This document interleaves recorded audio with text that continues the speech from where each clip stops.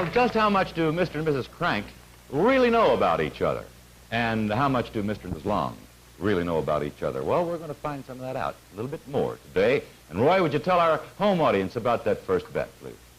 Mara Long is going to have to decide whether or not her husband, Richard Long, can answer this question. Where did whiskey originate? Now, Mara, you're going to be making the first bet in just a moment. Right now, a word about the new ammonia cleaner. Top job. Oh, yes, hello there. The object of our bet is to, as you know, decide as to whether or not your husband or wife can answer a question. Back up that decision with a bet of up to $100. And as you know, the first couple who wins $200 wins the game. First to lose $200, they lose the game. And each team, as you know, is playing for a viewer from one of our NBC television areas. They were chosen in a drawing that was held right here in our studio just before we went on the air. And Beverly Garland drew which station? KOA, the Mile High City, Denver, Colorado. So the Cranks will be playing for the folks in that area. Richard Long drew WOAI, San Antonio, Texas, for the Longs. Now, we'll find out who the winning viewers are from these areas at the end of our program. This is Revenge Day for Dick and Mara because they didn't win a thing on the show on Friday, so we're going to see if they can do a little damage today. As we say, the first question is for Dick. The wall will separate you. Mara, listen, place your bet, and say nothing to Dick until after he's given his answer. Here's the question. Where did whiskey originate?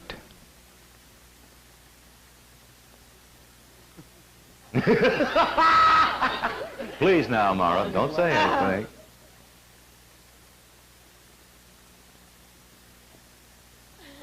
Oh, all right, we'll see how well you know, Richard. Dick, here's your question. Where did whiskey originate? At my house. No, that's where it ended. Where did it originate? Where did whiskey originate? Yeah, where did whiskey originate? In some little devil's mind somewhere. Where'd this little devil live? We'll get to it one way or the other. Whiskey. Not whiskey. Yeah, you know what it is, don't you? Have you ever heard of it? Yeah. Where did it originate? I'll give you a clue. It doesn't grow on a tree. It doesn't? Where did it originate? Well, I got to take a shot at it. It must have... Yeah, please do. Shot at it. No, I No. Be my guest. I can't give you a double shot, only a single. That's the worst pun I've ever... It's, Scotland. No, doggone it.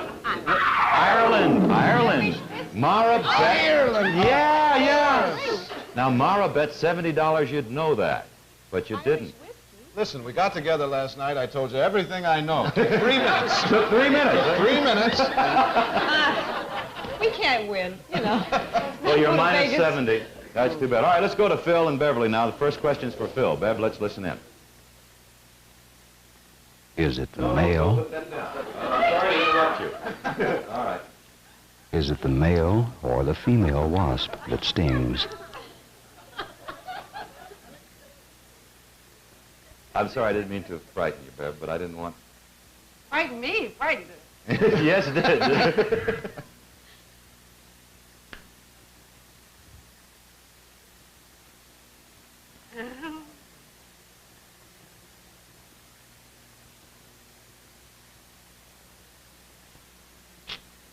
That's it? Yeah. All right, Phil. Phil, is it the male or the female wasp that stings? Oh, God. It must be the female. Right. Right. Right. Beverly bet $60. You'd know the answer. Plus 60 for you, minus 70 for Dick. Why did you say? You knew that one, huh, Dick? Right. Had to be the female. All right. We'll be back with more of I'll Bet in just a moment. Now, here's the cooking secret that wakes up natural food flavor. Accent. Questions and answers on I'll Bet are prepared and authenticated by the editors of a new major encyclopedia for the modern family, the 20-volume Encyclopedia International. Revenge Day for the Longs hasn't come to pass yet. They're minus 70. No? Well, no, we just started. We have a question for Mara. Dick, let's listen in. Name the two principal types of stock available on the New York Stock Exchange. Huh? Name the two principal types of stock available on the New York Stock Exchange.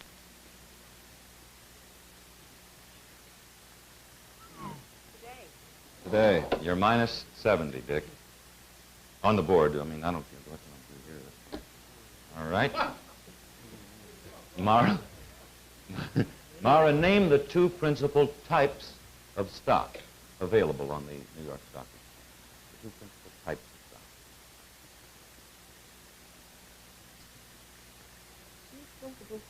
Types. I know that I know something about a bull. Well, they call something a bull in the stock. You know stock. You think of bull and bear.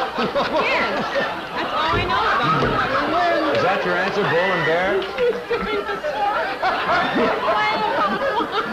Don't listen. You let them laugh, Mara. That's okay. She said, and maybe the laughter covered it up. The two types are bull and bear. But that describes the mood of the market, really. Dick said you wouldn't know the answer, so it's all right. No. Well, things are fine. Things are fine. Dick said that you would not know the answer. The two principal types are common and preferred. I still don't. But at least you know something about it. We finally did it. We finally did it. Bull and bear describes the mood of the market. You're on the board, plus 30, plus 60 for the cranks. We have a question for Beverly. Let's listen in. What's the funniest thing I ever heard? So we're going to ask Beverly, what is your favorite vegetable?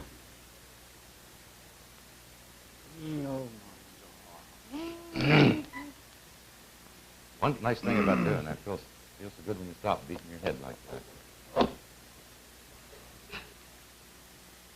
You're plus 60. Okay, here's your question, Beverly. What is Phil's favorite vegetable? Artichoke.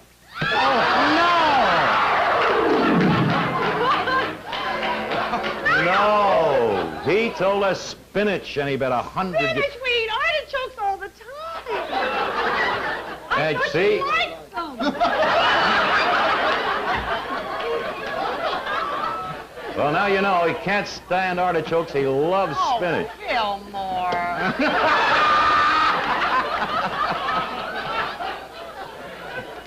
I forgot Well, we're- about artichokes. The game is really picking up speed now. The cranks are minus 40 and the longs are plus 30. This is the best we've ever done. I knew I should have. All right, we have a question for Dick. Let's see what happens here. Let's listen in, Mara. What type animal is a titmouse? Did you hear it?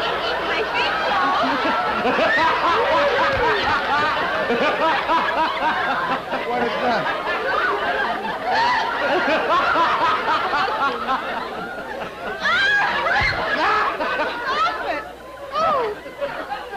What's going on here? Don't look at me. I'm just reading what they wrote.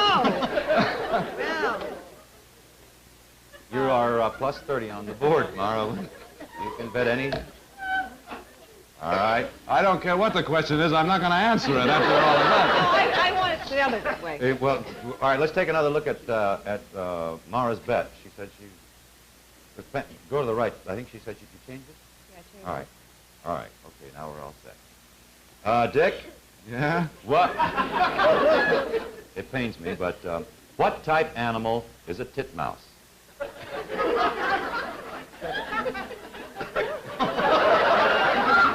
Look, you're a Boy Scout Indian leader or something. Why?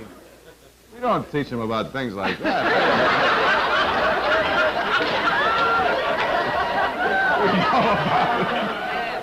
We know about little field animals and things like that.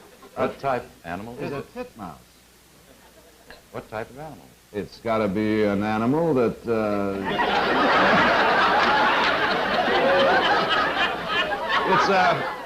it's a rodent. No. You're sorry you changed your bet now. Mara bet that you would What is not it, a know the mammal? answer first. Then she bet you would. It's a small bird. small bird. It was even in a song. A bird called a mouse? How could that mouse? Titmouse. You are exactly even with the board. You're neither minus say, nor I plus. She said first that you would not be able to answer it. Then she changed it to can. I guess that YMCA thing came to her mind, and you figured that the Indian Scouts and all that. I thought it was a mouse, too. No, it's a small bird. A small bird. And we'll be back with I'll Bet, more of I'll Bet, I should say, just a moment.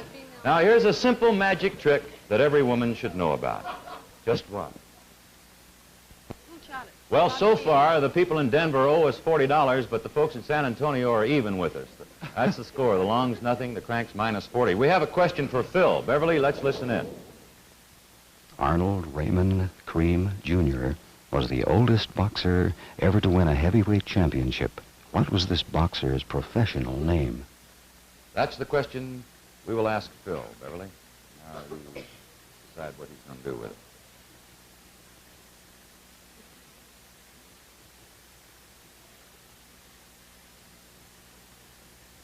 Is that it? There's a look of indecision on your face. Well, let's stand. All right, fine. Phil, here's your question. Arnold Raymond Cream, Jr.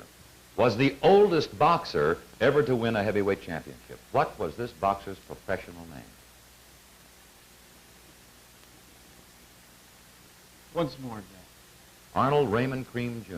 was the oldest boxer ever to win a heavyweight championship. What was his professional name? The oldest boxer. Yeah. Ever to win. Sonny Liston? No, that's not it. You're all right, though. Beverly said you would not know the answer. Put you on the board to the tune of plus 30. Happened to be Jersey Joe Walcott, the oldest. See, all the Arnold Raymond Cream Jr. was all frosting on the cake. The oldest boxer to win it, Jersey Joe. All right, plus 30 to 0. We have a question for Mara this time. Dick, let's listen. Dick, we're going to ask Mara what your golf handicap is.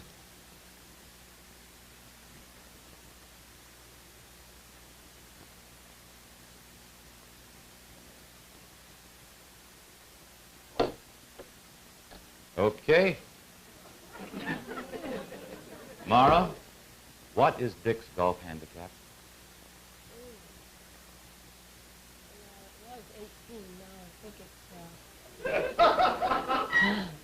I think it's 11 now. No, you missed it. He bet $100 you would not know the answer, so you win 100. 11?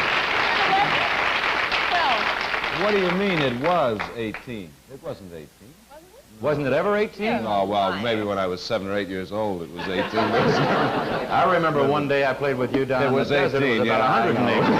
And I'm not talking about the temperature. No, actually, I forgot Dick, we it's a 9. played together. It's a 9 It's now. a 9. When did you get the... That's pretty good. Used to be 11. You want to know why it's a 9? Oh, I thought it was better if it was bigger. Why? It's a 9 because if you don't turn in enough scores, each month they drop it 1. Yeah. I'm actually about a 18. Okay. No. Just remind me not to bet with you anymore. Right. All right, we have a question for Beverly now. Phil, let's listen in. You're plus 30 over there. What are the native peoples of the Arctic regions called? That's a question for Bev. Now, Phil. You are plus 30 on the board. Beverly, what are the native peoples of the Arctic regions called? Right. $100. I knew it. 130 for the Cranks, 100 for the Longs. A well-placed bet could win the game. The question is for Dick. Mara, let's listen to it. Mara, we're going to ask Dick what size blouse you wear. You are plus 100. Mara.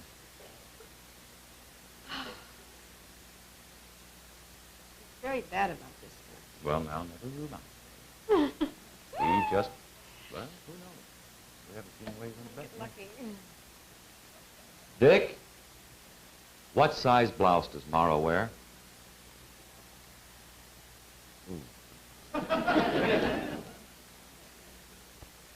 Hello, mother-in-law. If you think you're in trouble, you should have been here a couple of weeks What ago. size? I don't Blouse. even know how they...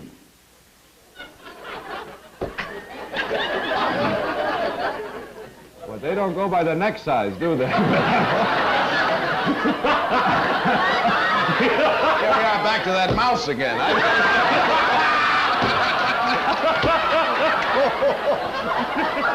a good line.